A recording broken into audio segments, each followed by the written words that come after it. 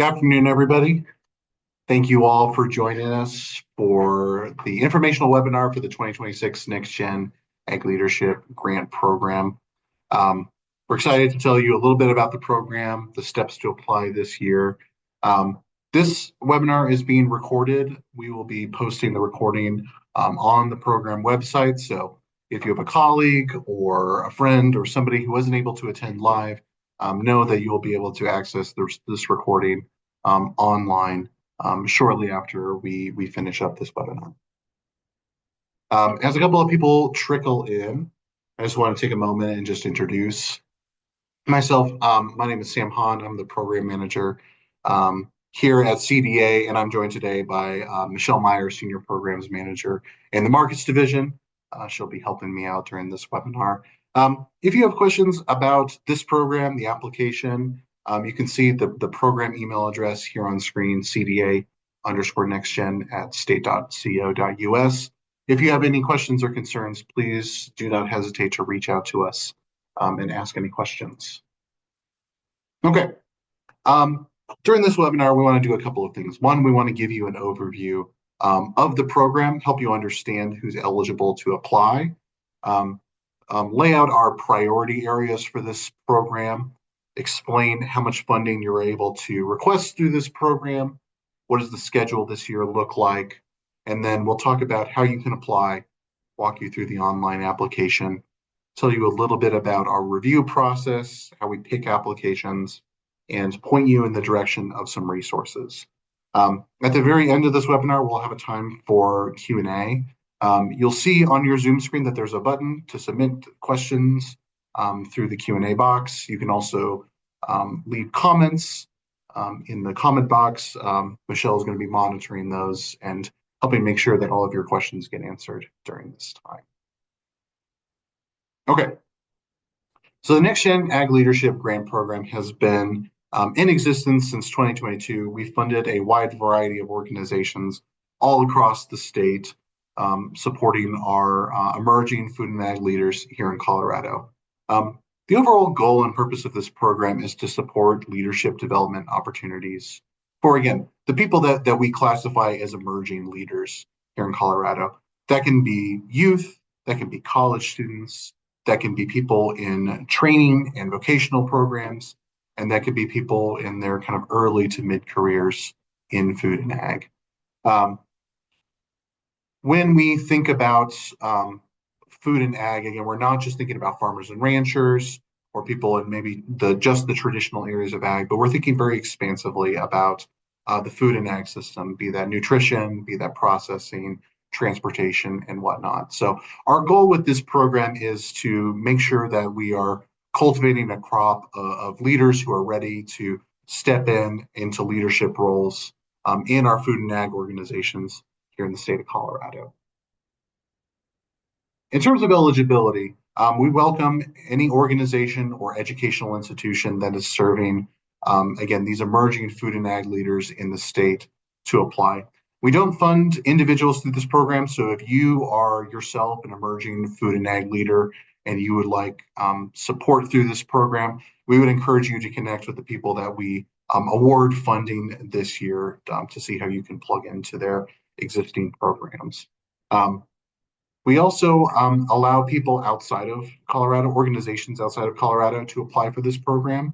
The one caveat being that any project or program that we fund through these grants must be for the benefit of Coloradans here in the state of Colorado. So if you are an out-of-state organization looking to have programming here in the state of Colorado for Colorado's emerging food and ag leaders, you are more than welcome to submit an application. As I've kind of said up front, our focus here is leadership development. So we have a couple of priority areas for this program that I just kind of want to remind people of. So our first priority area is to develop individual leadership and entrepreneurial skills. We want to fund projects that are investing one-on-one deeply in individuals, helping them build those particular skills. We're also looking to fund projects that enhance organizational leadership and capacity building. and also projects that are creating educational or training opportunities. These are our kind of three priority areas, but I will say that we are showing preference to projects that we believe meet this priority area one. So if you have a project that is helping people develop their individual leadership or entrepreneurial skills, we have set it up so that our reviewers give a slight bump in scores for those particular projects.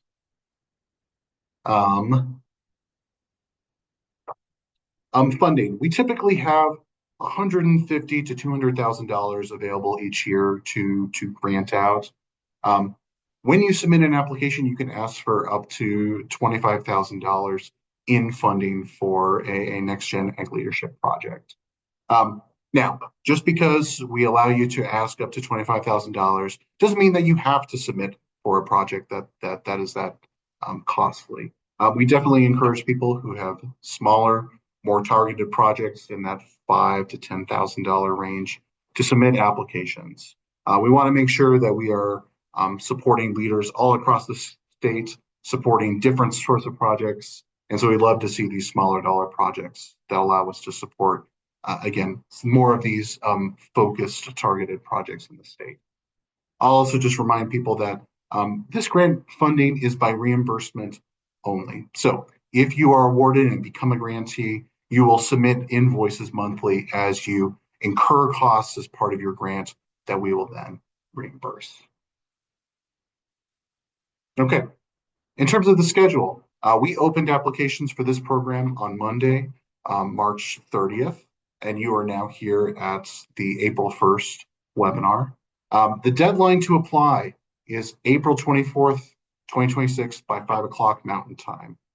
That is a Friday, so that gives you about 3 weeks from today to put together and submit an application. Once we get all of the applications by that deadline, we will send these on to our review committee, and they will evaluate and score all of those applications. And we expect to have notices out to people who have been awarded funding in early June 2026. There's kind of a short turnaround. The grant period for the NextGen Ag Leadership projects starts July 1 of this year and runs until June 30th of 2027. That is when your project needs to happen. And so if you have a July 1st start date and you are awarded, we'll want to work really quickly with you to make sure that we have all the paperwork in place so that we can have your grant agreements set up so that your project can get started on time. Just want to make sure that you're aware of that.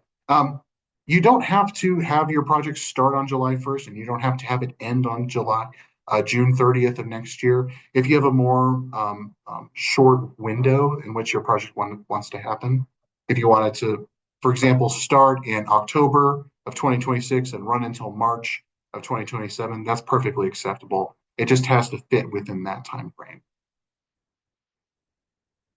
Now, okay, how can you apply?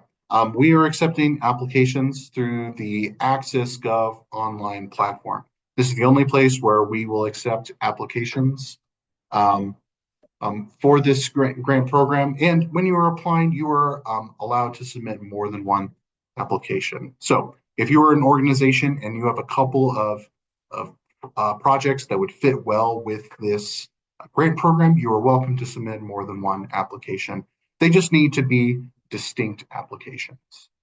So you can't have a $50,000 project and submit $25,000 for one half and $25,000 for another half. We want to see separate and distinct projects. But if you have multiple of those, you're welcome to submit a couple of applications. Okay, and I want to show you what the application form looks like. This is the Access.gov platform. When you go to the program website, you will see links where you can find this application. You'll see at the top here on my screen that this is a test because I built this application and I'm not actually submitting one. But it will look identical to you as well when you go through this. There's a brief introduction page reiterating a lot of the things that I've said, reminding you that the deadline to apply is Friday, April 24th by 5 o'clock p.m. There's some background information and some instructions. When you come to this form, I'm already logged in, but you will be required to enter a login or create a login in order to apply this here. This is just so that your application gets saved and doesn't get lost during this process. At the very bottom of this page, in order to start this form, you have to answer a qualifying question. This is just a reminder that, again, you have to be an organization or an educational institution to apply. So if you click this application, you'll see a button that says start the application or log in to start the application. And if you're one of our emerging food and ag leaders, we're so glad you're here. But again, you're not eligible to apply for this funding directly. So you'll click this button and start the application. Okay, the first couple of pages of the application are really straightforward. Okay, who is the person who is filling out this application and submitting it to us? We want to know your name and your email. We also want to know if you are going to be the person we need to communicate with long-term for this project. Are you just submitting the application and somebody's going to take over the project if it's awarded? If so, we want to know that point of contact's name, email, phone number, so that we can loop them in on all of these communications. And there's also an option if there are other people who you think need to be involved.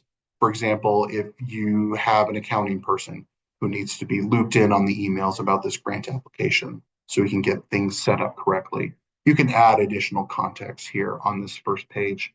And there's a little button at the bottom, so you can add as many of these contexts as you think is useful. Again, pretty straightforward. The second piece is the organization detail. We need to know the legal name of the organization that's applying.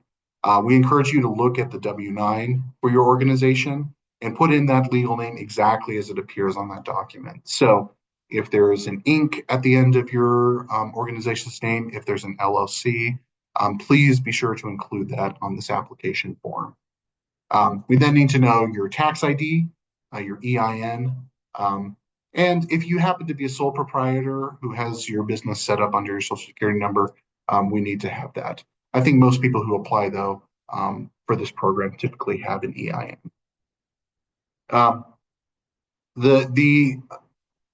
This question here, the information below is for statistical purposes only. We want to know a little bit about the demographics of the people who apply for the grant awards here at CDA. But this is not used to determine who gets grant funding. This is simply for tracking purposes only. So if you're a beginning farmer or rancher, if your organization is woman-owned or led, BIPOC owned or led, is in a low-income community, please note that for us. But again, know that that doesn't affect whether or not you're selected for funding. We want to hear a little bit about your organization. What do you do? What is your history? Throughout the application, we've put character limits. We're asking people to be brief so that our reviewers aren't overwhelmed with the length of these applications. But it's helpful for us to understand what is the purpose of your organization? Who do you serve? Things like that, just in case we aren't already familiar with your organization and your good work. We need to know where you're based, and we also need to know that if we need to mail you documents, what your mailing address is, so you can enter that information as well. Okay, that's the straightforward, boring stuff. Now we get into the actual meat of the application, right? Where you're actually explaining to us why we should pick your project over the others that apply. We ask that you give just a quick title so that we can easily identify what project we're talking about. We ask you to put in your start and end dates for your project. We've pre-filled, again, the earliest start date and the latest end date. But again, like I said, you can pick other dates within that range. But we want to make sure that you know what your start date and end dates are allowed to be kind of on the extremes. We also need to know where your project is going to be taking place. You've given us an address, you've given us a mailing address. Are there other places where the project is going to be happening? Maybe you're going to go on a farm tour. Maybe you're going to be taking participants somewhere else. You can add as many project locations as you would like here. It just helps us understand kind of where in the state or even in the country you're going to be doing your project work. Okay. Then we get into the really important stuff. We ask you to write a very brief 750 character, 1 to 3 sentence summary of this project. We just want you to encapsulate what are the core pieces of this project so that we can quickly see what is at the heart of what you're applying for. You'll enter that there, and then we ask you to explain, are you applying for an existing program? Are you an established leadership program that's been going on for 10 years and you're asking for support to continue that good work? Or are you creating a new project? Something that you aren't currently doing that you want to expand on. We ask that you pick one of those and then talk a little bit about either your experience running that existing program or your experience managing similar types of projects. Again, the goal here is we're trying to understand how you are set up for success so that when you start this new project or you continue this existing one, that it is going to be successful as you lay out in this grant application. Again, everything here has character limits. You have 1,500 characters, so a decent amount of space to talk about your experience. Then the bulk of this grant application is this project narrative, right? We want to understand what is the purpose of this project and what is the need that it is responding to? What are your objectives for this project? Is there anybody else going to be involved? Are you partnering with other organizations? And how is it going to impact you, your community, and the people who are participating in the project? As you fill out this grant application, I think it's also important to note that AccessGov as a platform isn't able to accept what's called rich text formatting. So bolds, underlines, bullet points, things like that are not going to be preserved when you actually copy and paste your answers into this form.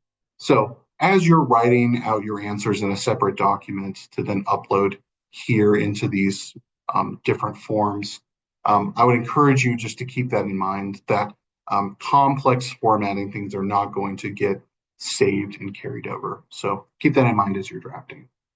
Okay, so you've given us a little summary. You've talked about your experience managing projects. You've explained your specific grant project in detail here. And then we want to understand, okay, what are the actual activities? What are the things you're going to be doing during this time frame that you've said to actually meet your objectives? So we give a little bit of guidance on what a time frame looks like and what an activity might look like. But again, if you're going to be doing something in October, okay, you'll say, October, we're going to do a farm tour. And then maybe in the spring of next year on Wednesdays, we're going to have these repeating sessions. And you can add as many activities as you need to describe kind of in order all the different pieces to this project that are going to be happening. When is it going to happen? And what is the thing that you're going to be doing? Okay, that's your project detail. Then we want you to talk a little bit about the project impact. Okay, who is the target audience? Who are you trying to reach through this program? Again, keeping in mind that this grant program is very much focused on, again, what we call Colorado's emerging food and ag leaders. Okay, that's a broad set of folks. Can you narrow in for us? Can you help us understand? Oh, we want to reach high schoolers on the Eastern Plains. Oh, we want to reach beginning farmers and ranchers on the Western Slope, right? Can you identify for us who exactly are you trying to reach through this program? Again, we don't give you a ton of space. We know that the maximum you can ask for this grant is $25,000. We don't expect the world from you in terms of all the people you're going to reach. We want you to be really targeted and clear about who exactly is going to benefit from the project in mind. So be succinct. We want to know, okay, you have all these objectives. You have a great vision that you've laid out in the previous project detail page. Okay, what are the measurable outcomes? How are you going to be counting? How many people are you intending to impact? We want you to spell out kind of what are those measurable outcomes that are going to show that your project was successful, right? It needs to be measurable, and we want to make sure that it ties back to your target audience, right? We want to make sure that these emerging food and ag leaders are being directly impacted with this grant funding. So we definitely encourage you to spell out really clearly for us, what are the outcomes, how are they measurable, and how are they related to this target audience? We also want to make sure you have a plan. How are you actually going to do this measuring? Are you going to collect surveys? Are you going to do, are you going to count people in attendance at events? So on and so forth. We just wanted to make sure that you have a plan in place to actually get those data points so you can report on them for this grant. And then lastly, as I've said again and again during this webinar, we want to make sure that we are funding projects that are really squarely focused on leadership development. So we definitely encourage you here to describe, okay, here's this impact and here's how it's directly related to leadership skill development. Help us understand, help draw that line between your outcomes, your objectives, your target audience, and that leadership development for us. And again, we encourage you to be really specific in that way. What are the specific skills that are going to be developed as a result of this specific grant project? Okay. You will not be surprised to hear that the project detail and the project impact are most of what we're evaluating your grant application on. So that's where you should spend the bulk of your time when you're drafting your application. Right, we want to see that you have a really strong plan in place to achieve your outcomes, and that your project is going to have good, significant impact here in Colorado on our emerging food and ag leaders. Right, that is the thing that we are primarily evaluating when it comes to the review process, which I'll talk about a little bit more in a bit. Okay. The last kind of major piece of this application is the budget, right? You can ask for up to $25,000. We definitely encourage these smaller, more targeted projects in that $5,000 to $10,000 range. We have a set number of categories that you can ask for. You can ask for personnel, travel, supplies, contractual costs, other, and a set amount of indirect. So just to clarify these things, personnel, this is for your staff. If you have staff on board who are going to be involved with this project, they go in the personnel category. Contractual, this is for the folks that you are outsourcing some of the work to do. And then if you're paying people stipends, honorariums, things like that, those go in the other category. We also allow you to ask for up to 10% of your direct costs as indirect. And we do a little bit of math below to help you easily figure out kind of how much you're eligible for. You can't apply for alcohol. You can't ask for us to cover expenses that aren't directly related to the grant project that you're proposing. And if you're a nonprofit, we can't reimburse you for taxes, sales taxes that you pay. Again, you're a nonprofit, you have a tax exempt status. We expect that you will present that to vendors when you're making purchases. So those are the only kind of restrictions in the costs. And then you will go through and start filling out this budget section. So for example, if I say, okay, we're going to request $10,000 in personnel. And then there's these kind of two parts. How much are you asking for? And then can you explain and justify this expense? So in this section, I might say, okay, person A is going to do X, Y, and Z, and then they're going to be paid, X percentage of their salary or a certain hourly rate, right? And you can add as many people as you're asking for here. The goal of this section is for us to be able to understand, why are you asking us for $10,000? You say we need $10,000 to support our staff. Help us understand who are the staff that we would be supporting, what are they going to be able to do, and how are you calculating how much it's going to cost to have them contribute to this project. Travel costs, right? If you are paying for airfare, hotels, mileage, we link the state's mileage reimbursement rate above. Maybe you say, okay, we're going to ask for $2,000 here. And you could do this various ways, but you could say, okay, trip A, we're going to make a trip out to Routt County. We're going to pay for a hotel. It's going to be X number of miles. Again, help us understand why you need that full $2,000 to cover those trips, and break out all of those expenses for us so our reviewers can easily understand what exactly you're asking for, why, and why it's justified. You can ask for supplies if you need to purchase course materials, pay for food for an event. If you're doing some hands-on farming things and you need to buy seeds or compost or PPE or things like that in order to host these events. You can ask for them under the supplies category. Maybe you ask for $1,000, and then you lay out all of your expenses. We encourage people whenever they are filling out this budget that they base the costs on actual vendor quotes as much as possible, right? Is there a set price on a website that you can refer to? If you're renting a venue, can you get a vendor quote? So you can accurately estimate your budget. We don't ask that you submit that documentation to us, but the more that you can build your budget around kind of known costs based on actual quotes, the stronger it will be. For any budget lines here, we require you to fill out the entire budget. We pre-fill $0 in these spots. But let's say for this project, maybe you don't need any contractual costs.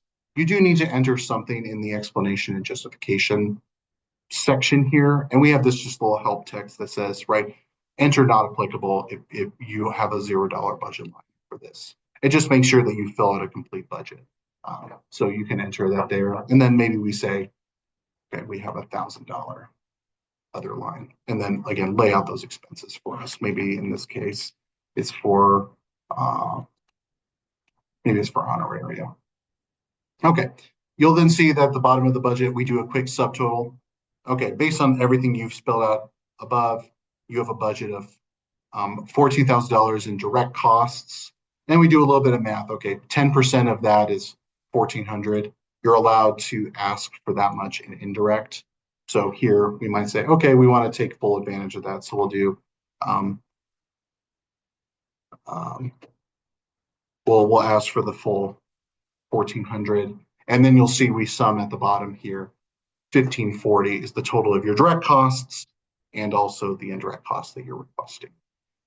The last piece here is we ask if you're going to be contributing any cash or in-kind matching funds, right? We like to see that the people applying have skin in the game, are able to fund parts of this project. I think that contributes to the success of this project. And so if you can point to any cash or in-kind matching funds, please do so here. And again, you have 1,500 characters to describe what those funds are. And that's the budget category. The last bit is we ask for you to acknowledge a couple of things, right? This grant is by reimbursement only, so you'll incur costs and ask us to reimburse you. You have to say, okay, I understand that. You have to have insurance as part of this grant. If you're awarded, you're going to have general liability, auto liability, and workers' comp. And then we ask a little bit of question. We ask a short question here if staff are going to be driving company vehicles as part of the project. If that's the case, you will have to show auto liability, and we just have this little reminder if you select the yes, and then a certification at the very end. And that'll take you to the review page where you can see all of the answers that you put into your beautiful Art grant application. Mine is mostly empty, and you'll see that there are all these little red flags here that I'll have to go back and address before I submit. You'll also see on the left-hand side, there's these kind of yellow triangles that just let you know that that section is incomplete, and you're not going to be able to submit the application until you fix those pieces. So if I go to submit, you'll see I get an issue. You haven't filled out all this application. You haven't filled out the full application, and I'll have to go back and fix these bits. So the application is designed to make sure that you enter all of the information we need and there's nothing missing. So please rely on that as you're filling out your grant application. Okay. I know that's quite a bit to walk through, but I think it can be helpful just to point out exactly what we're looking for as you fill out this grant application. Once you submit your grant application, again, by the deadline, April 24th, Friday, by 5 p.m., we'll send them onto our review committee, and they will evaluate them. I think it's helpful to just kind of point out what really good applications look like. So an A+, a stellar grant application for this program would focus on leadership development, serve emerging leaders directly. The organization applying would have strong project management experience that gives us confidence that they can successfully complete this project. The project has a really strong purpose and aligned activities it is going to have significant impact. And significant impact can look a couple of different ways, right? You can invest really, really deeply in a couple of people, right? You can say, we want $15,000 to invest really deeply in these three amazing emerging leaders. Great. That could be a really significant impact. Or you can say, we want, $25,000 to invest, maybe not as deeply, but invest really widely in a lot of people in this important community, right? So think about significant impact. We don't just want to see really big numbers. Again, we're very aware that this is a limited amount of funding that you're able to ask for, and so we want to make sure we expect to see impact that correlates well with the amount of money you're asking for. So know that if you're applying on behalf to support a small number of people, but invest really deeply in them, that is something that we are well aware of and like to fund through this program. So we want to see significant impact. And lastly, we want to have a budget where we understand what you're asking for, why you're asking for it, right? That it is well explained and well justified, right? And if all of those things are true, you will have a very strong grant application. Okay, here's a QR code to the program webpage. I assume most of you have already seen this because you're watching this webinar live or in a recording. But if you scan this QR code, it'll take you to this webpage. It has all of the information that I've already gone through in this webinar, but I will point out a couple of things. You can click on this green box here or this blue box here to submit an application. And if you are wanting to draft your answers and your responses to our questions in advance, which I definitely encourage you to do, you can click on this button to view the application questions. I'll pull up a Google Doc with all of the questions, and there will be a button if you'd like to make a copy for yourself, and you can edit that version. So we definitely encourage you to take advantage of that as you apply this year. And when this webinar recording goes up, we will also be sure to post that on our website. All sorts of other things you can do. You can learn a little bit about the people we funded in previous years. We have a couple of FAQs, so please take advantage of the webpage as you apply. All right, the very last thing, and then Michelle will open it up to questions. I just want to reiterate, the deadline to apply is Friday, April 24th by 5 p.m. Mountain. The application automatically shuts off at that time. There are no exceptions. You must use the online Access Gov application form to apply, and we will let you know either way if you've been awarded or not in early June of 2026. And that's it. Here's the program email address again, the link to our program page. We look forward to reading all of your excellent applications and working with our grantees in the coming year. Okay, Michelle, do we have any questions? Yeah, there's a couple I think that would be great for you to maybe talk through, and I'm happy to help support Sam. Okay. The first one is if a nonprofit organization that is sponsored, right? It's a sponsored project of a different organization. So for example, they suggested the Colorado Nonprofit Development Center. Are they eligible to apply as a sponsored project? So if they're a nonprofit with a fiscal sponsor, may they apply? Yes, we have funded nonprofits with fiscal sponsors before. Yes, absolutely. Correct. Please apply. Great. And for whoever it's in as anonymous, but if we didn't answer that, please go ahead and just clarify that in the Q&A. Next question, just to kind of share with everyone, just clarifying the difference between a new or an existing project. So this person asked about like if they were going to be applying for funding to train a new employee or someone who's going to be a successor at taking over a program. The program itself is not new, but the staff person would be new, and it would be a transition to a new employee for the organization. Would you consider that a new or an existing project? I answered that I would say it's existing, but go ahead, Sam. Your take is. I would say that that's existing too, because you're the way I would read that is you're ultimately trying to support this longstanding program. So you're bringing on a new staff member, but to me, the impact is probably largely focused on that specific program. maybe you're asking in terms of the like thinking about priority area two, supporting organizational capacity um, piece. So, I think if the primary focus is on the program that that person is going to be running, you would apply and say, this is for an existing program. Here's how it's been operating in the past.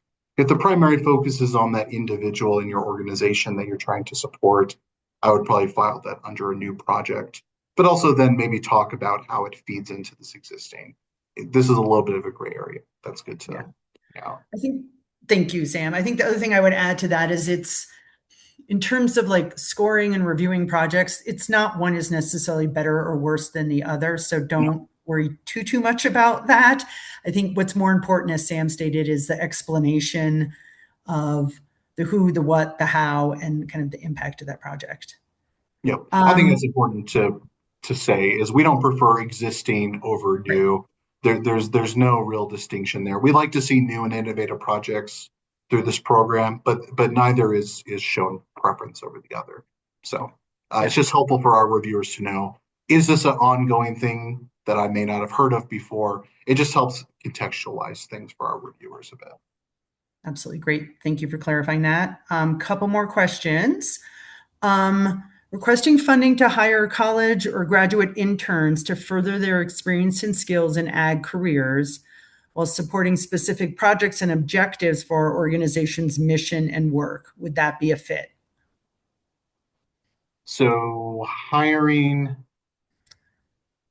it's hiring college students to support projects that are already existing, would this be a good fit? My encouragement would be, how are you investing deeply into these people who you're bringing on, right? How are you helping build their leadership skills, right? This is not a workforce program necessarily. We have a workforce program where we fund internships. If you're looking to fund internships for people over the age of 18, I would encourage you all to um, look at the Ag Workforce Development Program, which I also manage, which specifically funds those things. So I think my answer here is this may be a fit, but I think in order for this to be a strong project that our reviewers score highly, you would really want to focus on how are you investing deeply into those people that you're bringing onto these programs, right? That would be my encouragement to find a strong fit with NextGen Ag leadership. Great. Thank you. And I will, when I have a second, I'll drop a link to the internship, the Ag Workforce Development Program Thank you. into the Q&A if you're interested in learning more about that. We've got a few more questions. Can an entity be awarded more than one project? Yes, we have awarded entities more than once in the past. Again, my encouragement here is, do you have can you show really strong, distinct projects, right? I think when we are awarding projects, we're awarding the top set of projects, and then within that top set of projects, looking to impact different areas of the state, different populations in the state. So I would encourage you to, if you have multiple distinct projects to submit multiple of those applications. But again, if they're really, really similar, I think I would say it can be hard to justify awarding the same entity for very similar types of projects in the same year. So I would keep that in mind. Great. Thank you. Next question. This is a pretty specific one, but I think a great one.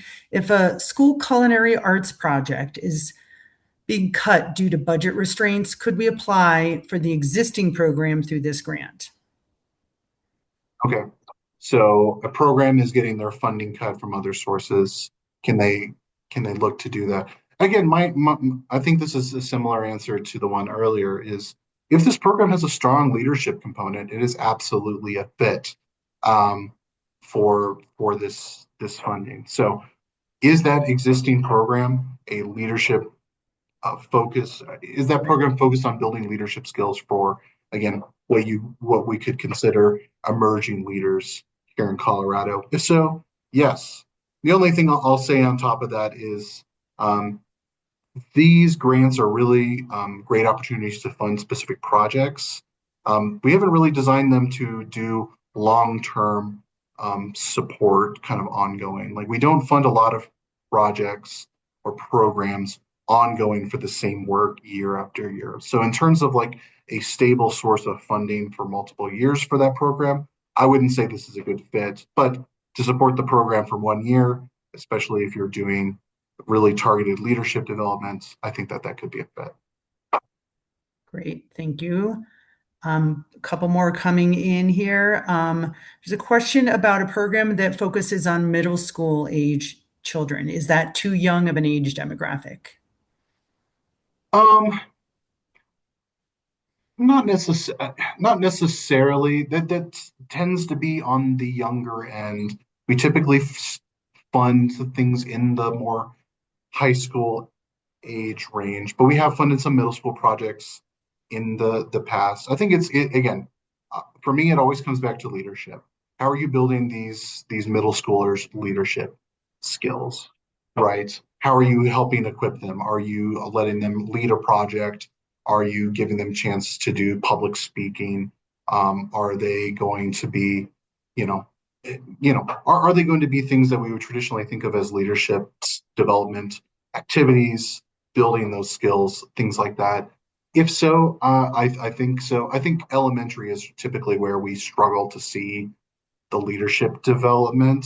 Um, I would also encourage you to think about maybe how the middle schoolers can interface with high schoolers, older, like how do you get them involved?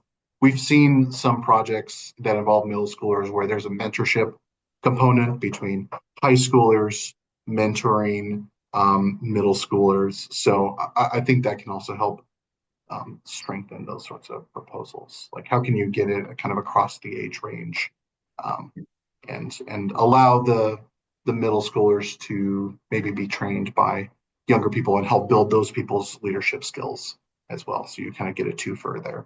But that's my thought. Yep, I think that's a really great answer. Okay, this is, we were just talking about this. Someone asked, how do you define leadership? And I think you just did a really nice job of giving some examples. And just to give you a little bit of a break from talking so much, I would just say this is a great question. We have not narrowly defined this and would almost kind of encourage you as an applicant to explain how your program or your organization defines leadership, right? I don't think it's just one thing, which is why I think Department of Ag has been hesitant to put out a definition or any strict guidelines around that for this program, is that I think leadership can be interpreted a lot of different ways. And I think what we're interested in doing, and maybe even back to the middle schooler question, is really thinking about what is leadership for a middle schooler. That's going to be very different than someone in college or someone post or someone who's already been working in agriculture or in food systems. So that's kind of my answer, is we don't really have an answer, which is hopefully not too confusing for you. Sam, how would you answer that? Yeah, I think that's right. I think the more you can point to, ownership over projects, public speaking, team building and leading, those sorts of things, I think is the sort of projects we like to see. I think the goal here is like, how do we build up people? How do we help people have the skills so that when the time comes and they're called to serve at an ag organization or as a business owner or as a member of one of our state's many ag boards, that they have the soft skills that have equipped them to step up and kind of hit the ground running from day one. And again, that starts early, right? That can start in high school, start in college. It can be happen to people who, like Michelle said, are already in their careers, right? But I think, the more that you can identify those sorts of things, the better. I would also say that there are some clear things that aren't leadership skills. Getting educated about ag, generally speaking, not leadership skill development. Getting kind of hands-on experience doing the hard labor involved with ag, super important. I don't necessarily think that we would say, weeding or things like that necessarily is leadership skill development. So I think the more you can lean into those soft skills in a way that's age appropriate with that kind of long term in mind, the better. Great point. And I think Julie, I feel like your question kind of got answered, but she did ask just for a little bit more clarification on how the leadership differs from education and outreach funding opportunities. So I think you've covered that, but I would say, just to put shine a little bit more of a spotlight on that, that a leadership component of that could be if an intern or if an employee was providing the outreach, if they're leading farm tours. So they've been trained in how to lead a farm tour and they've never done that before. And they're getting coached in gaining skills on how to do that public speaking and how to create a meaningful education opportunity for visitors to a farm, for example. That could be considered leadership training. The actual program of the farm tour is probably not. So like for the participants who are coming, probably not so much as a great fit, but the person who's being trained on how to do that.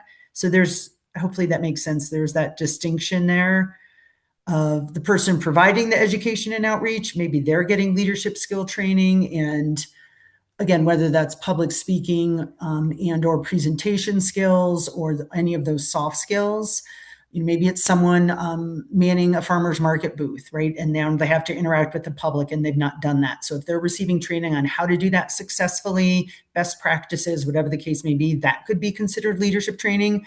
But the actual like having a booth at a farmer's market, that's not. So I'm trying to make a distinction between the program piece of it and then the person, the individual who's maybe providing those soft skills. Does that make sense? I think so. Okay, thanks, Sam. Yeah. Julie, you can let us know whether or not that's confusing or not, but I think that makes sense. Again, when you're thinking about training and education, how are you providing training to help people become leaders, right? If you have an educational program, I think we've seen in the past, like, oh, like here's this like course, here's this kind of like a lesson plan for how we can teach kids about the importance of agriculture in Colorado. Again, super important. We fund that work through other programs, not a strong fit for NextGen ag leadership, right? How are you helping those kids build those soft skills so that they can take the lead? That's the sort of training and educational stuff that we want to fund. So, and again, to Michelle's point and what we've said before, right? We don't want to, so narrowly define a leadership that we exclude a lot. I think there's so many different ways that leadership can play out, be taught, and whatnot that we're hesitant to put a really strict fence around that, so as to not exclude people. But again, we do want, and there's space in the application for you to do this.